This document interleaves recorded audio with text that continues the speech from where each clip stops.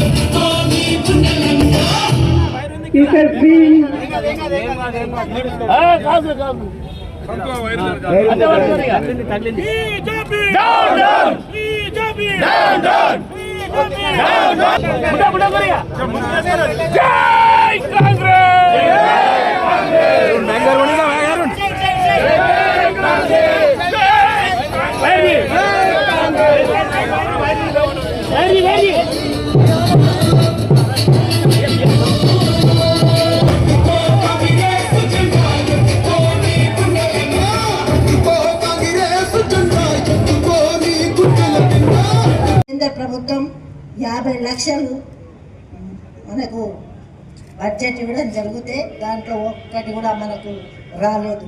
తెలంగాణ ప్రభుత్వంలో 8 మంది ఎంపీలు గెలిస్తే అందులో 2 కేంద్ర మంత్రులు అవి కూడా తెలంగాణకు మరి ఏమీ చేయలేదంటే వాళ్ళు రాజకీయంగా మరి వాళ్ళు పనికిరాదని అనిపిస్తుంది. ఎందుకంటే మనము ఆశలు పెట్టుకున్నాం, ఇంతమంది గెలిచిండ్రు, మన కోసం తెలంగాణ కోసం కొట్లాడి నిధులు తెస్తారంటే మరి అడగలేదు అంటే నిజంగా వాళ్ళు రాజకీయంగా వాళ్ళకు ఇది లేదు, వాళ్ళకు మరి మనసు రాలేదా, కావాలని చేస్తుందనేది ప్రజలు గమనిస్తున్నారు.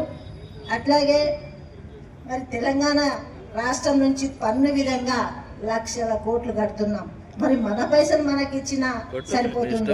ఎంత కేటాయించాలో అంత కేటాయిస్తే కూడా మరి సంబరంగా ఉండేది. మరి గత ప్రభుత్వం అడగలేదు అని చెప్పారు. మరి ఈ ప్రభుత్వంలో మన ముఖ్యమంత్రి రేవంత్ రెడ్డి గారు కానీ మన బట్టి విక్రమార్క గారు ఇద్దరు కలిసి మరి మోడీ గారిని అలాగే ఆర్థిక శాఖ మంత్రి పోయి అడగడం జరిగింది. మరి పెద్దలు అంటారు అడగకపోయినా అమ్మ అన్నం పెట్టదని. మరి కాంగ్రెస్ ప్రభుత్వం మరి పోయి అడిగితే మరి ఎందుకు ఇవ్వలేదు? అలాగే మన కేంద్ర ఆర్థిక శాఖ మంత్రి అయిన నిర్మలా